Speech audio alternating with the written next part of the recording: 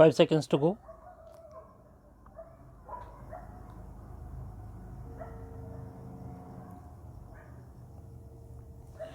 Start. Mr. Vice Chairman, sir, I rise to lend support to the resolution moved by my friend with full throated voice. It is very correct that the present legal system of India is not an effective instrument of social change, as it is not a very effective instrument of social change. Naturally, it cannot provide socio-economic justice to the weaker sections of people, to the underprivileged people who form the majority in India. Sir, we all know that the old order changes yielding place to new. Change is the only unchanging thing in this constantly changing universe. It is not a very happy thing that although we attained independence in 1947 till today, we are guided by Anglo Saxon jurisprudence. We all know that India is a socialist country and the goal of socialism has also been embedded in our constitution. Can you achieve this socialistic goal through the present legal system? This is my question. I am sure none can give an affirmative answer. It is a very common complaint among the poor sections of the people of India, the downtrodden masses, the toiling masses, the people who cannot pay for costly litigation, that they are very sacred of going to the court. First, they are ignorant, then they have no money, they are very poor. The court of law for them is a sort of jigsaw puzzle. Whenever they go to a court to fight out a case for the redressal of their grievances, they always have the psychological fear. What is that fear? What is the use of going to the court? If I go to the court for fight over a case, it will take 3 years to 10 years or maybe 20 years, who knows. So, this ordinate delay in the dispensation of justice is a great hurdle for the poor people who cannot fight out costly cases.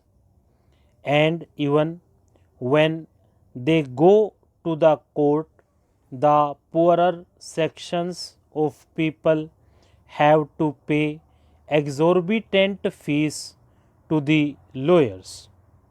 In the process, they lose all their property, lock, stock, and barrel, and whatever they already have. There is very interesting story. Two poor people were fighting out a case in the court over land. They had been paying fees to the lawyers for a long time. If a man gets justice after 20 years, what is the use of this? Now, as far back as 1928, Pandit Motilal Nehru laid great emphasis on judicial reforms, and in the 50s also of the chip, the old bloc, Pandit Jawaharlal Nehru harped on the same string. Now, when people go to the court day after day, they have to wait. And why? Because some of the people do not know the actual procedures. Some people are afraid of going to the court, and poor people have got a sort of sentiment that these courts are meant for the rich people, for the affluent section of the society, for people with rest and fortune, and it is not meant for the poor.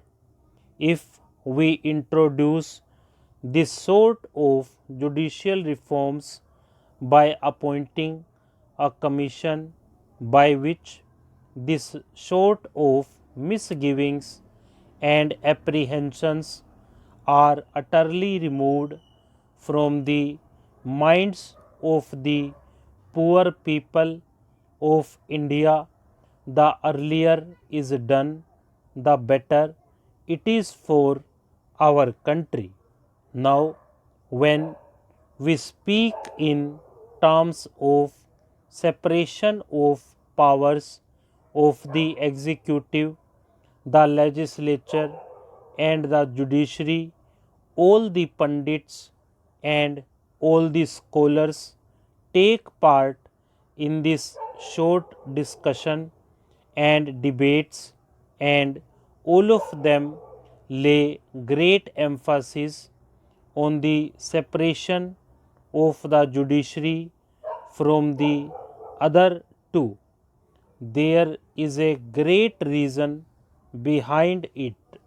It is very important to know that the judiciary must be kept separate from the executive and the legislature, but the judiciary must be free, not in words but in reality.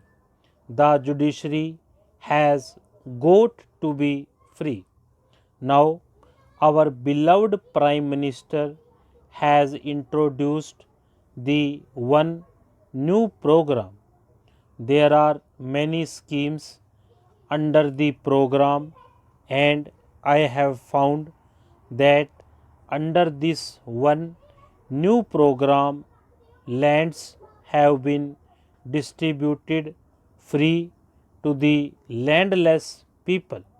But what happened the moment the Janta regime came? All the landlords came, swooped on them, and took away the lands, and those poor people did not get any justice anywhere.